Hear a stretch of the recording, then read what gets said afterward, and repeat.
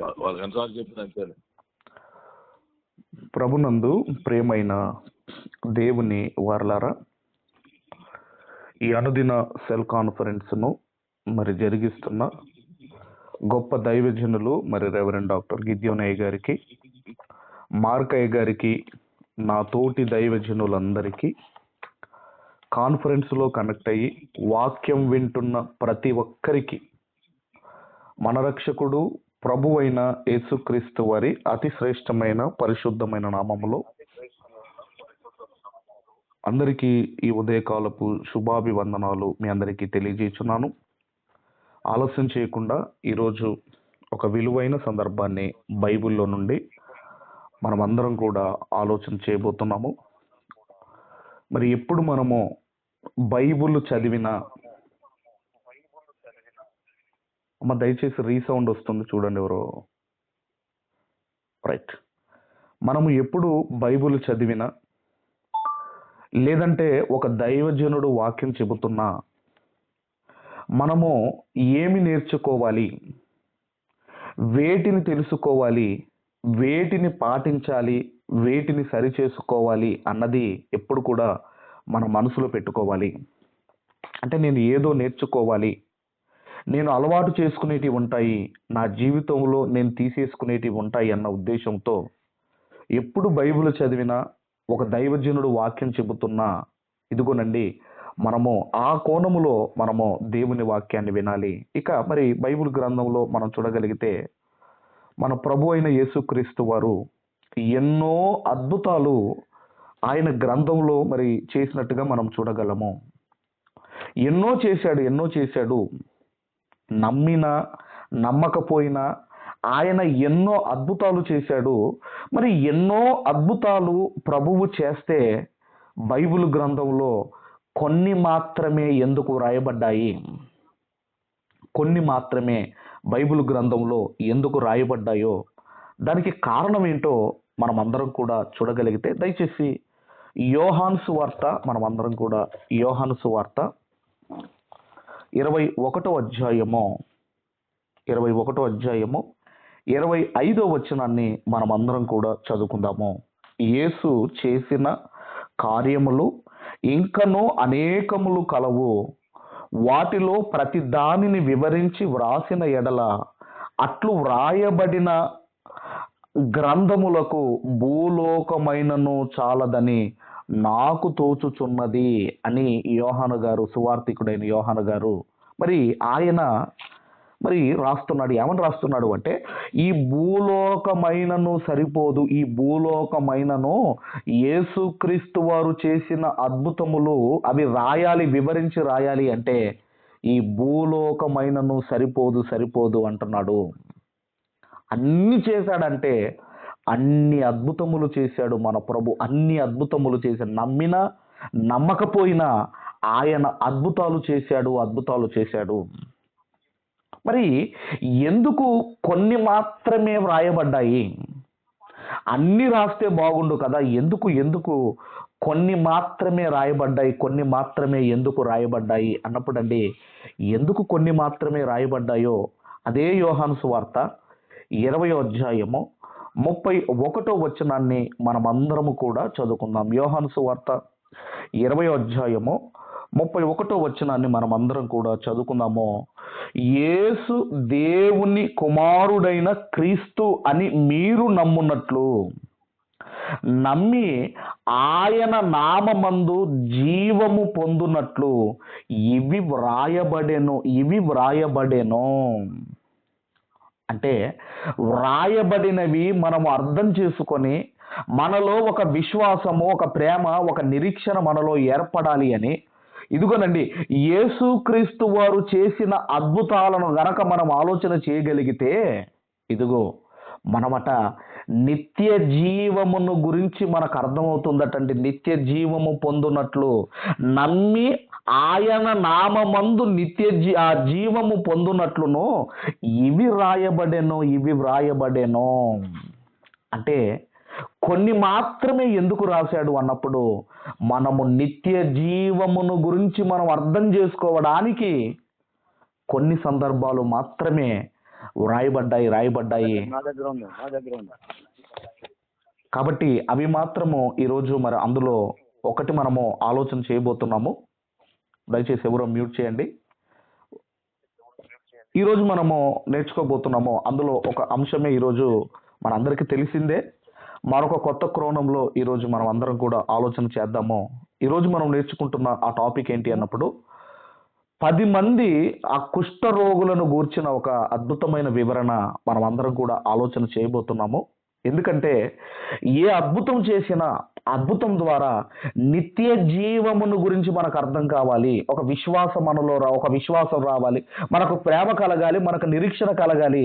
ఇదిగోనండి, నిత్య జీవితము గురించి మనకు అర్థం కావడానికి కొన్ని మాత్రమే రాయబడ్డాయి. అందులో ఒకటి ఈరోజు మనము ఆలోచన చేయబోతున్నాము. 10 మంది కుష్ఠ రోగులను గూర్చిన ఈరోజు వివరణ మనం అందరం కూడా ఆలోచన చేయబోతున్నాము. మరి సందర్భం ఎక్కడ ఉంది అన్నప్పుడు అండి, లూకాసు వార్త దయచేసి 17వ అధ్యాయము, లూకాసు వార్త 17వ అధ్యాయము 11వ వచనము నుండి మరి 19వ వచనము వరకు గల లేఖన భాగాలు ఒక్కసారి చదువుకొని మనం అందరం కూడా మరి ముందుకు వెళదాము.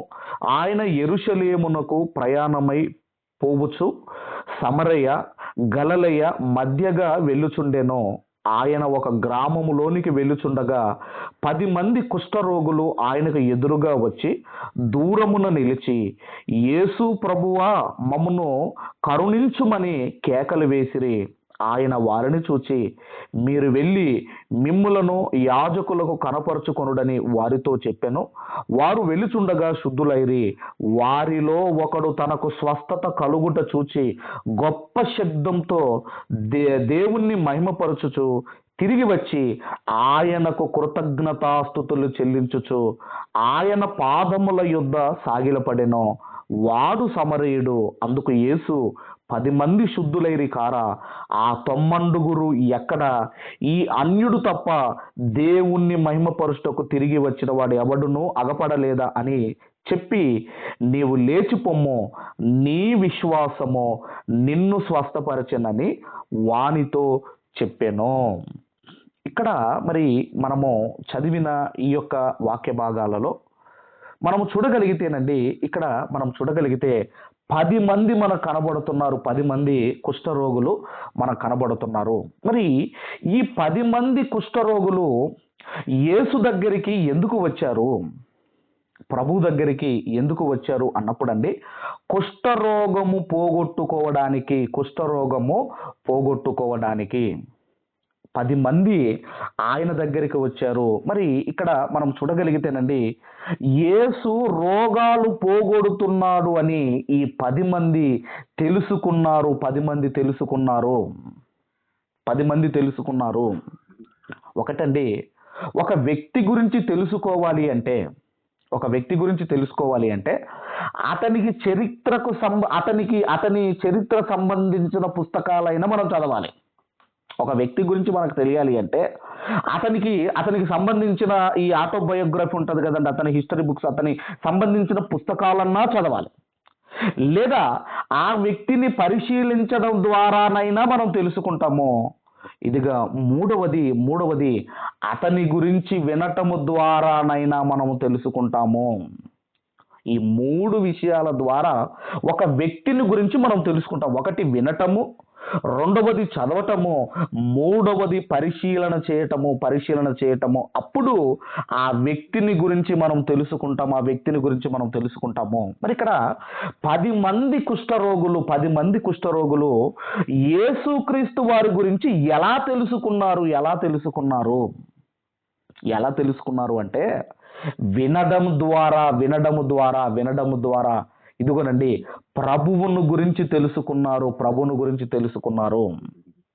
ఎందుకంటే యేసును చూచి చదివి తెలుసుకోలేదు వీళ్ళు. ఎందుకంటే ఆనాడున్న శాస్త్రులకు, పరిసయ్యులకే, ధర్మశాస్త్రము వాళ్ళ దగ్గర ఉన్న వాళ్ళకే ఇదిగో ప్రభువు మెస్సయ్య అని ఆనాడు వాళ్ళు నమ్మలేదు. కాబట్టి మొదటి విషయం ఏంటి అన్నప్పుడు అండి, మొదటి పాయింట్ ఏంటి అన్నప్పుడు ఇదిగోనండి, యేసుక్రీస్తు వారిని వినడము ద్వారా తెలుసుకున్నారు. ఈరోజు మనము కూడా ప్రశ్న వేసుకోగలిగితే ఈరోజు ప్రభువును మనం ఎలా తెలుసుకున్నామో, మన స్వతహాగా బైబిల్ చదవడము ద్వారా మీరు తెలుసుకున్నారా, లేదంటే వినడము ద్వారా మీరు తెలుసుకున్నారా? యేసుక్రీస్తు వారు అనేకమైన స్వస్థతలు చేస్తాడు అని ఇదిగోనండి ఈ 10 మంది కుష్ఠరోగులు తెలుసుకొని ఆ కుష్ఠరోగం పోగొట్టుకోవడానికి ఆయన దగ్గరికి వచ్చారు. చాలామంది ఏమనుకున్నారు అంటే, యేసు ప్రభుని ఏమనుకున్నారు అంటే ఆయన ఒక ప్రవక్త అని, ఆయన ఒక దేవుని కుమారుడని, ఆయన ఏలి అని చాలామంది రకరకాలుగా మరి తెలుసుకున్నారు, మరి నమ్మారు. మనందరికీ తెలుసు. ఈరోజు ఆయన ఎవరు అని మీరు తెలుసుకున్నారు. ఆయన ఎవరు అని మీరు తెలుసుకున్నారు. ఆయన కేవలము రోగాలు పోగొట్టేవాడని తెలుసుకున్నారా, లేదంటే ఆయన ఎవరు అని ఎలా తెలుసుకున్నాం మనము? కాబట్టి మొత్తం మీద ఈ 10 మంది అండి ప్రభువును తెలుసుకున్నారు. ఇక రెండో విషయం ఏంటి అన్నప్పుడు తెలుసుకొని ప్రభువును నమ్మారు. వాళ్ళు నమ్మారు. ఇక్కడ వీళ్ళు ఏం నమ్మారు అంటే, ఆయన ఈ కుష్ఠరోగము పోగొడతాడు, ఆయన బాగు చేస్తాడని తెలుసుకున్నారు. కానీ ఆయన పాపాలు తీసేస్తాడని మాత్రము కాదు. ఇక మనము మరి చూడగలిగితే దయచేసి 11వ వచనం అదే అధ్యాయం, దయచేసి లూకాసు వార్త 11వ అధ్యాయ 17వ అధ్యాయము 11, 12, 13 వచనాలు మనం చదవగలిగితే, ఆయన యెరూషలేమునకు ప్రయాణమైపోవచ్చు సమరయ గలిలయ మధ్యగా వెళ్ళుచుండెను. ఆయన ఒక గ్రామములోనికి వెళ్ళుచుండగా 10 మంది కుష్ఠరోగులు ఆయనకు ఎదురుగా వచ్చి దూరమున నిలిచి, యేసు ప్రభువా మమ్మను కరుణించుమని కేకలు వేసిరి. ఇక్కడ మీరు ఆలోచన చేయగలిగితే ఆ 10 మంది ఎందుకు వచ్చారయ్యా ప్రభు దగ్గరికి అన్నప్పుడు, ఇదిగో పాపాలు పోగొట్టుకోవడానికి రాలేదు. ఎందుకు వచ్చారు అంటే, ఇదిగోనండి వాళ్ళకున్న రోగాన్ని పోగొట్టుకోవడానికి వచ్చారు. మరి ఈరోజు మనం కూడా ప్రభువును తెలుసుకున్నామో, ఈరోజు మనం కూడా దేవుణ్ణి ఈరోజు ఏమడుగుతున్నామో, ఒకటి తెలుసుకున్నారు, రెండవది నమ్మారు. ఇక్కడ మూడవది మనం చూడగలిగితేనండి ఇదిగో మనము కూడా ఏమని అడుగుతున్నామో. ఈరోజు చాలా మంది మనం చూడగలిగితేనండి వాక్యము చెప్పే సభల కంటే స్వస్థత సభలకే ఎక్కువ మంది వెళుతున్నారు. ఈరోజు అలాంటి వారి మందిరాలే ఎక్కువగా నిండిపోతున్నాయండి. నేను మొన్న ఒక ఆమె సాక్ష్యం చెబుతుంటే మొత్తం మీద వచ్చిందండి, మన సోషల్ మీడియాలో వచ్చింది. ఆమె వైజాగ్ నుంచి మా వరంగల్ ప్రాంతానికి వచ్చిందటండి. వైజాగ్ నుంచి వరంగల్ ప్రాంతానికి వచ్చింది. ఎందుకు వచ్చావమ్మా అంటే, నాకు పలాని ఇది ఉండి ఈ అయ్యగారి దగ్గరకు వస్తే మాకు అదవుతుంది ఇదవుతుందని. అంటే ఇప్పుడు ఎందుకు వచ్చింది ఈమె? ఎందుకంటే ఇదిగో నా రోగాలు బాగు చేస్తాడని వచ్చింది. కానీ ఇదిగో నేను నిత్య జీవమునకు వెళ్ళాలన్న ఉద్దేశముతో మాత్రం రాలేదు. కాబట్టి ఈరోజు ప్రభువును తెలుసుకున్న మనము, ఆయన నమ్ముతున్న మనము రోగాలు తీసేస్తాడని మాత్రమే నమ్ముతున్నామా, నిత్య జీవముని ఇస్తాడని మనము నమ్ముతున్నామా? ఏమని నమ్ముతున్నామో. కాబట్టి 10 మంది కుష్ఠరోగులు ఆయనను తెలుసుకున్నారు, రెండవది ఆయనను నమ్మారు, మూడవది ఆయన దగ్గరికి వచ్చారు.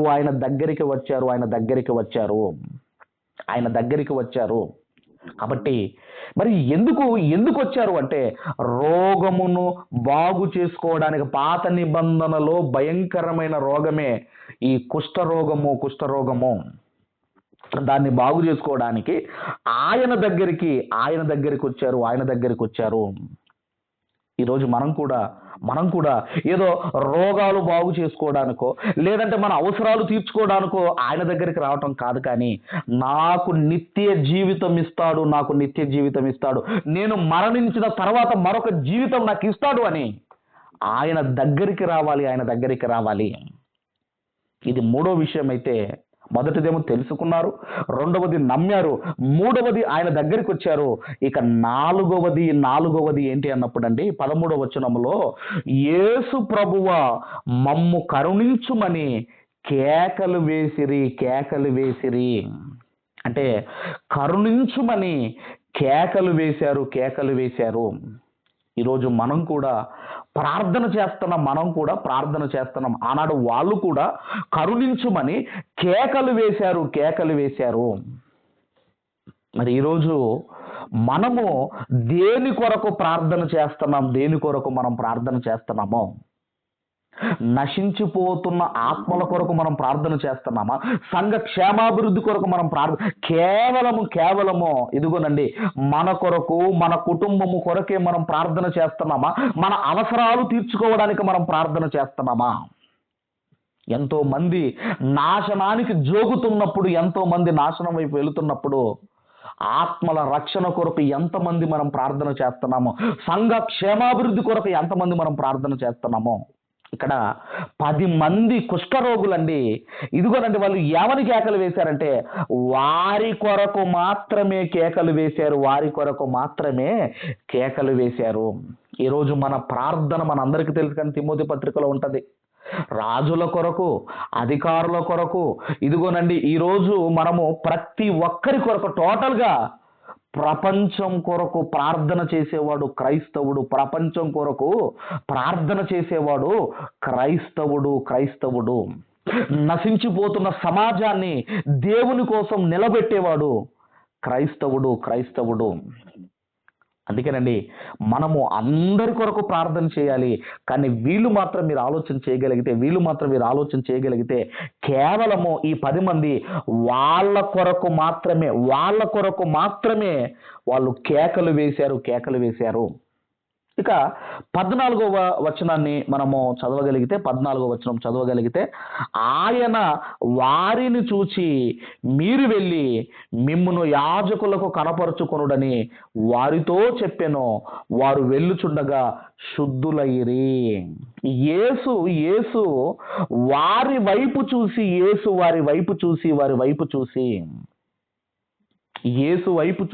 వైపు చూసి ఒకసారి మనం అందరం కూడా ఎఫెసీయులకు రాసిన పత్రిక, దయచేసి అపోస్తుడైన పౌలు గారు ఎఫెసీయులకు రాసిన పత్రిక 2వ అధ్యాయము దయచేసి మొదటి వచనాన్ని మనం అందరం కూడా చదువుకుందాము. మీ అపరాధముల చేతను పాపముల చేతను మీరు చచ్చిన వారై ఉండగా ఆయన మిమ్మును క్రీస్తుతో కూడా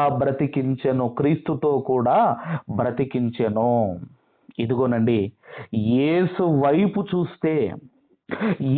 వైపు మనము చూడగలిగితే మనము బ్రతికిపోతాము. ఇదిగో మనము మరణించిన తర్వాత కూడా మనము పరలోకానికి మనల్ని ఇదిగోనండి తీసుకువెళతాడు. కాబట్టి మనం ఆలోచన చేయగలిగితే ఇక్కడ కూడా యేసు వారి వైపు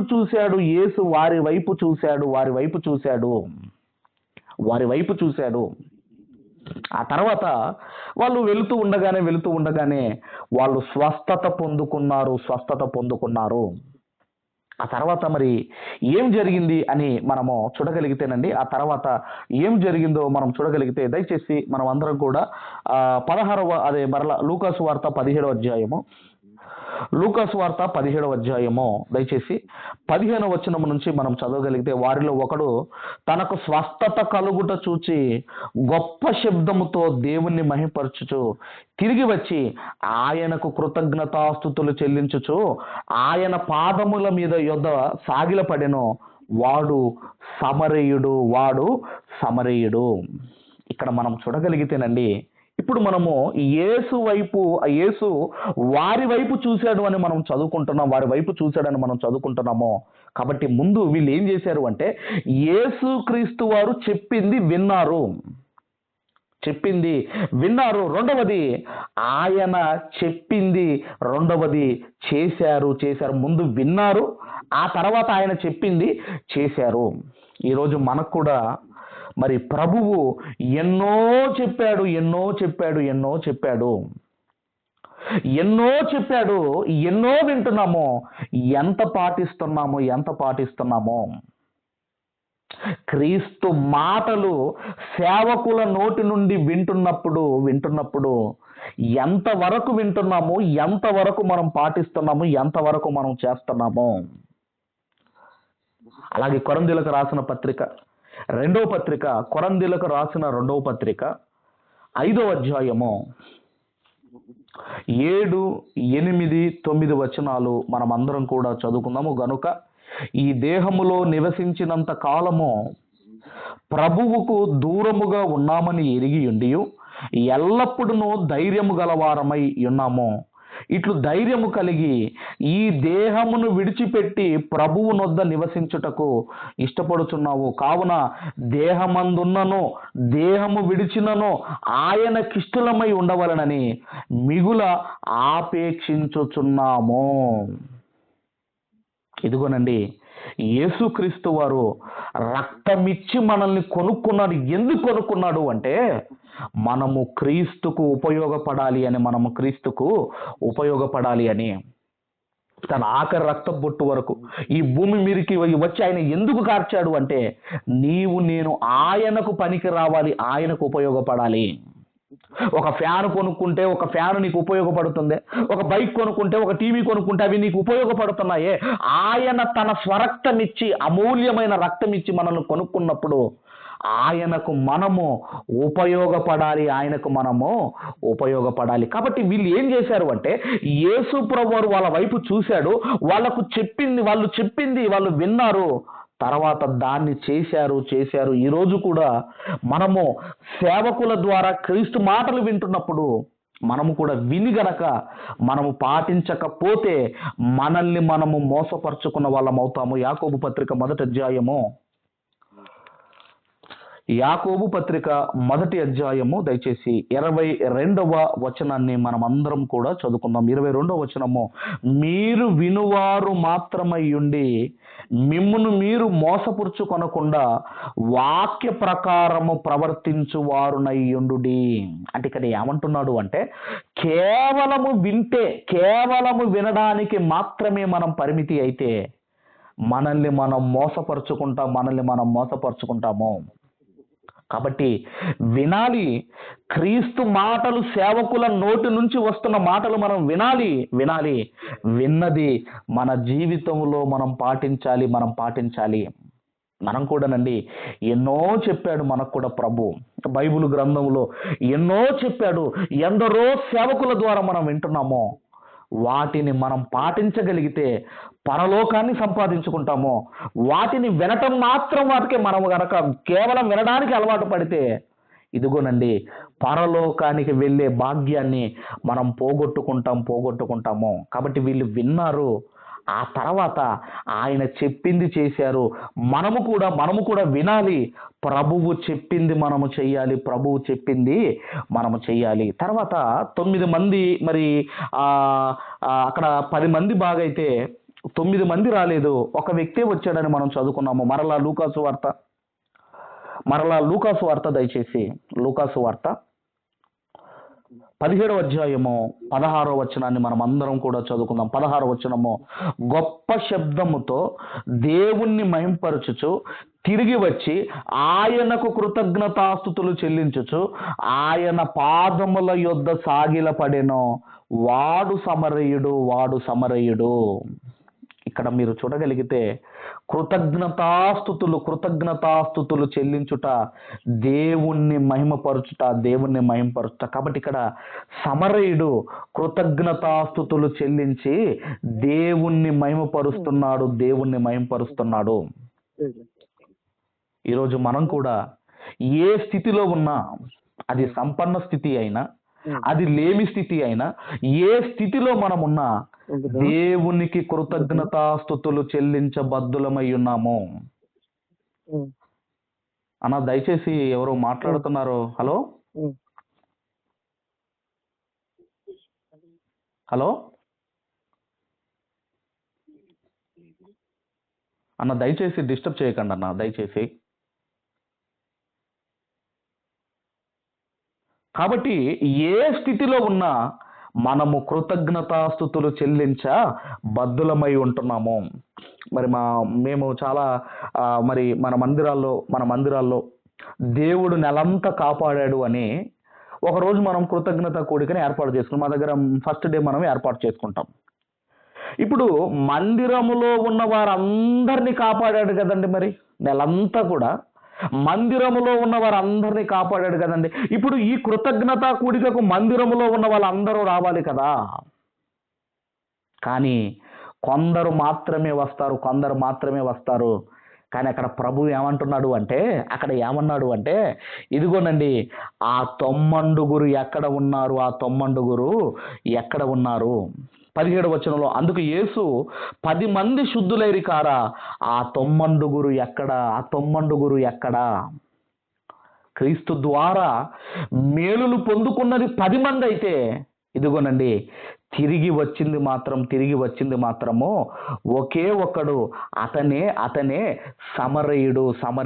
ఇక్కడ ఆయన అంటం లేదండి, నేను మందిరంలో ఉన్న వారందరినీ కాపాడాను, ఇదిగో మరి వచ్చిన వాళ్ళు వచ్చారని లేండి, ఇక వాళ్ళు మాత్రం వస్తే చాలండి అని అంటం లేదండి. మిగిలిన వారు ఎక్కడున్నారు? కాబట్టి ఏ స్థితిలో ఉన్నా, అది సంపన్న స్థితి అయినా, అది లేమి స్థితి అయినా, ఏ స్థితిలో ఉన్నా ప్రభువుకు మనము కృతజ్ఞతాస్థుతులు చెల్లించబద్ధులమై ఉన్నాము. కీర్తనల గ్రంథం 34వ కీర్తన, దయచేసి 34వ కీర్తన మొదటి వచనాన్ని మనమందరము కూడా చదువుకుందాము. నేనెల్లప్పుడూ యెహోవాను సన్నుతించెదను, నిత్యము ఆయన కీర్తి నా నోట ఉండును. అంటే దేవుని కార్యములను బట్టి ఎప్పుడు కూడా స్థుతులు మనము చెల్లిస్తూ, ఆయనకు కృతజ్ఞతాస్థుతులు చెల్లిస్తూ మనం ఉండాలి. కాబట్టి ఈ 10 మంది ఈ కుష్ఠరోగుల ఈ సందర్భంలో మొదటి విషయం ఏంటంటే, వాళ్ళు తెలుసుకున్నారు. రెండవది, ఆయనను నమ్మారు. మూడవది, ఆయన దగ్గరికి వచ్చారు. నాలుగవది, కేకలు వేశారు. ఐదవది, ఆయన చెప్పింది విన్నారు. ఆరవది, వాళ్ళు చెప్పింది చేశారు. ఇక ఏడవది మనం చూడగలిగితే ఒక్కడు మాత్రమే తిరిగి వచ్చి ఆయనకు కృతజ్ఞతాస్థుతులు చెల్లించాడు. ఇక చివరిగా మరలా లూకాసు వార్త 17వ అధ్యాయము, దయచేసి లూకాసు వార్త 17వ అధ్యాయము 17-18 వచనాలు మనము చదువుకుందాం. 17-18 వచనాలు చదువుకుందాం. అందుకు యేసు 10 మంది శుద్ధులైరి కారా, ఆ 90 ఎక్కడ? ఈ అన్యుడు తప్ప దేవుణ్ణి మహిమపరుటకు తిరిగి వచ్చిన వాడు ఎవడునూ అగపడలేదని చెప్పి, నీవు లేచి పొమ్ము, నీ విశ్వాసము నిన్ను స్వస్థపరచనని వానితో చెప్పాను. కాబట్టి ఈరోజు ఎన్నో మేలులు మన జీవితంలో ప్రభు చేస్తున్నాడు. ఆ మేలులకు తగినట్టుగా కృతజ్ఞతాస్థుతులు మనము చెల్లించబద్ధులమై ఉన్నాము. మరి మనము యేసుని ఎలా తెలుసుకున్నామో, ఆయనను ఏమని మనం నమ్ముతున్నామో, ఆయన దగ్గరికి ఎందుకు వచ్చామో, దేని కొరకు మనం ప్రార్థన చేస్తున్నామో, ఆయన ఎన్నో చెప్పింది మన జీవితంలో వింటున్నామా? జీవితంలో విని కృతజ్ఞత కలిగిన వారిగా మనం ఉంటున్నామా? ఒకే ఒక్కడు మనకు కనబడుతున్నాడు. అందుకేనండి ఈరోజు ప్రపంచంలో ఎందరో ఉన్నారండి. ప్రపంచం జనాభా 800 చిల్లర కోట్లయితే అందులో సగం మంది క్రైస్తవులేనండి. మరి ఎంతమంది పరలోకానికి వెళతారా అంటే బైబిల్ గ్రంథంలో మనము చూడగలిగితేనండి, లూకాసు వార్తలోనే దయచేసి లూకాసు వార్త 13వ అధ్యాయము 22-23 వచనాలు మనం అందరం కూడా చదువుకుందాం. 22-23, ఆయన యెరూషలేమునకు ప్రయాణమై పోవుచు బోధించుచు పట్టణములలోనూ గ్రామములలోనూ సంచారము చేయుచుండెను. ఆ తర్వాత ఒకడు, ప్రభువా రక్షణ పొందువారు కొద్ది మందేనా అని ఆయన అడగగా, అంటే ప్రభువు మాటలు, ప్రభువు బోధ విన్న తర్వాత ఏమర్థమైందంటే, ఒకడికి ఏమర్థమైందంటే, రక్షణ పొందువారు కొద్ది మందేనా, రక్షణ పొందువారు కొద్ది మందేనా. ఆనాడు ఇజ్రాయేలీలు ఐగుప్తు దేశములో నుండి కొన్ని లక్షల మంది బయలుదేరి వస్తే కేవలము ఒక యెహోషువ గారు, ఒక కాలేబు గారు మాత్రమే కానాను దేశములోనికి ప్రవేశించినట్టుగా కొన్ని కోట్ల మంది ఈరోజు క్రీస్తును అనుసరిస్తున్నాం అనుకుంటున్నారు. కొన్ని కోట్ల మంది ఫాలో అవుతున్నారు. కానీ వెళ్ళేది ఎంతమంది అంటే కొద్ది మంది మాత్రమే. ఇక్కడ 10 మంది బాగుపడ్డారండి. 10 మంది బాగుపడితే కేవలము ఇదిగోనండి, గ్రాటిట్యూడ్ కలిగి, కృతజ్ఞత కలిగి, కృతజ్ఞతాస్తుతులు చెల్లించుచు, దేవుణ్ణి మహిమపరచుచు ఒక్కడు మాత్రమే రిటర్న్ వచ్చాడు. 9 మంది మాత్రము ఇదిగోనండి రాలేదు. అందుకే కొద్ది మంది మాత్రమే. ఆ కొద్ది మందిలో మీరు నేను ఉండాలి. హెబ్రీ పత్రికలో కూడా, హెబ్రీలకు రాసిన పత్రిక దయచేసి అపోస్తులైన పౌలు గారు హెబ్రీలకు రాసిన పత్రిక దయచేసి 4వ అధ్యాయము మనమందరము కూడా దయచేసి 10వ వచనాన్ని మనమందరం చదువుకుందాము. 4వ అధ్యాయము 9-10 వచనాలు చదువు. కాబట్టి దేవుని ప్రజలకు విశ్రాంతి నిలిచి ఉన్నది, ఎందుకనగా దేవుడు తన కార్యములను ముగించి విశ్రమించిన ప్రకారము ఆయన యొక్క విశ్రాంతిలో ప్రవేశించువాడు కూడా కార్యములను ముగించి విశ్రమించును. 6వ వచనంలో కూడా కాగా ఎవరో కొందరు విశ్రాంతిలో ప్రవేశించుదురు అను మాట నిశ్చయమును గనుక, ఎవరో కొందరు కొద్ది మంది మాత్రమే, కొద్ది మంది మాత్రమే. అందుకేనండి పరలోకానికి వెళ్ళేది కొద్ది మంది మాత్రమే, కృతజ్ఞత కలిగి బ్రతికేది కొద్ది మంది మాత్రమే, ప్రభువు చెబుతున్న మాటలు విని ఇదిగోనండి పాటించేది కొద్ది మంది మాత్రమే. ఈరోజు చాలా మంది అవసరాలు తీర్చుకోవడానికి వస్తున్నారు. తప్పంటం లేదండి, నీ రోగాలు పోగొట్టుకోండి, మీ అవసరాలు తీర్చుకోండి, తప్పు లేదండి. కానీ అవి పోతాయి. ఇప్పుడు ఎందుకంటేనండి, దేహం ఉన్నంత వరకు రోగాలు వస్తూనే ఉంటాయి, తలున్నంత వరకు తలనొప్పి వస్తూనే ఉంటుంది, కడుపున్నంత వరకు కడుపు నొప్పి వస్తూనే, కానీ దానికి కాదు మనం నమ్మవలసింది. పేతురు అక్కడ ఉన్న మిగిలిన 12 మందిని ఆయన అడుగుతున్నాడు, మీరు కూడా వెళ్ళాలనుకుంటున్నారా అన్నప్పుడు అండి, అప్పుడు పేతురు గారు అన్న మాట ఏంటంటే, అయ్యా మేము ఎక్కడికి వెళతాము, నీవే నిత్య జీవపు మాటలు కలిగిన వాడవు. అంటే బైబిల్ కాన్సెప్ట్ అంతా కూడా ఏంటన్నప్పుడు, మన మరణము తర్వాత మనకు మరొక జీవితము, దాని మీద మనం కాన్సన్ట్రేట్ చేయాలి. అది మన గోల్ అండి. ఇక్కడ ఉన్నంతకాలం రోగాలు, కష్టాలు, బాధలు, శ్రమలు వస్తున్నాయి. ఇప్పుడు లాజరు మరణములో నుంచి ఈ ప్రభువు లేపాడు. 4 రోజులు చనిపోయిన లాజరును ప్రభువు లేపాడు. ఇప్పుడు మళ్ళీ చనిపోలేదా? మళ్ళీ చనిపోయాడు. అలాగే రోగాలు తీసేస్తాడు ఆయన, మన సమస్యలను తీసేస్తాడు, అన్ని అయితే మనం నమ్మవలసింది ఆయనే నిత్య జీవం ఇస్తాడని మనం నమ్మాలి. కృతజ్ఞత కలిగి ఉండాలి. చివరిగా, ఒకవేళ ఈ లోకములో ఉన్న అవసరాలు కొరకే మాత్రమే ఒకవేళ మనం ప్రభువును నమ్మితే, చివరిగా ఈ మాట చూసుకొని మనం అందరము కూడా దయచేసి ముగించుకుందాం. దయచేసి అపోస్తులైన పౌలు గారు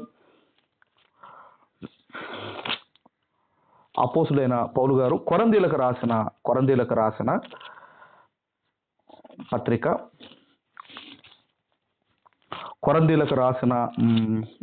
పత్రిక, దయచేసి మనం అందరం కూడా చదువుకుందాము.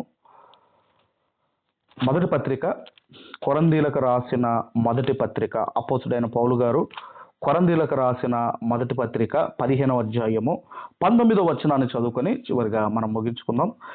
ఈ జీవిత కాలము మటుకే మనము క్రీస్తునందు నిరీక్షించు వారమైన ఎడల మనుషులందరికంటే దౌర్భాగ్యులమై ఉందుము. ఈ జీవిత కాలం మటుకే, ఈ 60-70 సంవత్సరాల మటుకే మనం ప్రభువును నమ్ముకుంటే, మనుషులందరికంటే దౌర్భాగ్యులు అంటున్నాడు. కాబట్టి మనము ఇదిగోనండి, 10 మంది బాగైతే ఒకే ఒకడు కృతజ్ఞత కలిగి ఉన్నాడు, అతడే సమరయుడు, అన్యుడు. అలాగే మన జీవితంలో కూడా మనము తెలుసుకున్నాము, మనము నమ్మాము, ఆయన దగ్గరికి వచ్చాము, ఆయనకు ప్రార్థన చేస్తున్నాము, ఆయన చెప్పింది వింటున్నాము, ఆయన చెప్పింది మనము చేసి ఆయనను మహిమపరిచి ఆ కొద్ది మందిలో ఇదిగోనండి, ఎవరో కొందరు విశ్రాంతిలో ప్రవేశిస్తారన్న ఆ కొందరిలో, ఆ కొద్ది మందిలో మీరు నేను ఉండాలి. కాబట్టి మన విశ్వాసం ఎలా ఉందో, మన విశ్వాసాలు ఎలా ఉన్నాయో ఒక్కసారి మిమ్మల్ని మీరు పరిశీలన చేసుకోవాలని కోరుకుంటూ ఈ మాటలు ముగిస్తున్నాను. దేవుడు మనందరినీ, మన సేవలను, మన పరిచయాలను దీవించి ఆశీర్వదించును గాక.